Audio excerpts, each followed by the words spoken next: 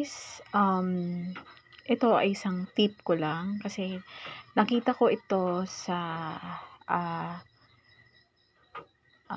isang doktor na nagsasabi na kung gagawin mo 'to, mawawala yung pananakit ng iyong likod, pati na rin yung balakang.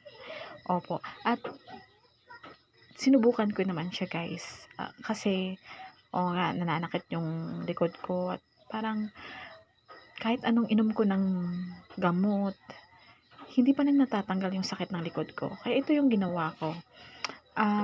Sinabi ng doktor na dumaan lang din siya sa feed ng aking Facebook account.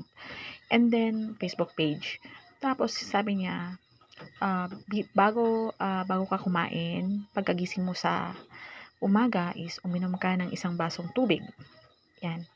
At lagyan mo daw ng kaunting asin. Ayan, kaunting asin. And then, for 5 araw ko tong ginawa guys. 5 araw. At ang napansin ko guys, maganda na yung pag-ihi ko. And then, nawala na rin yung pananakit ng balakang ko at pati likod ko. Kasi sabi daw nila, sabi ng doktor pala, is malaki ang benepisyo nito para ilabas yung mga toxin sa ating katawan. At nag-aalis din ito ng yung mga bacteria na naiipon doon sa ating lalo na kung ikaw ay babae, puwerta. And then iwas din ito sa UTI kasi pag-ihi mo, nadadala na to sa pag-ihi mo. Basta yung instruction niya is wag muna tayong kumain pagkagising sa umaga. Tapos uminom tayo ng isang basong tubig na may asin, kaunting asin. Huwag naman damihan guys, kasi hindi din nakakabuti yung sobra-sobra yung nilalagay natin. Yun lang ang ginawa ko. After 5 days na ginagawa ko siya araw-araw, nawala talaga.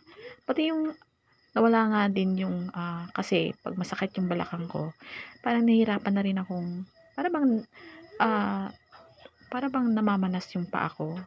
At sinubukan ko talaga siya guys, napaka-effective po talaga. This is from a doctor, and isa siyang parang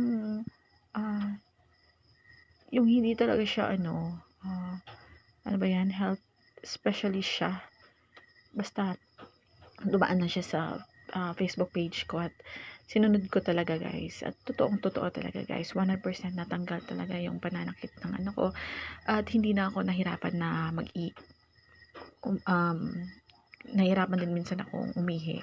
Dala na rin siguro yun ng UTI, urinary tract infection. And yun lang guys, sana ay subukan niyo.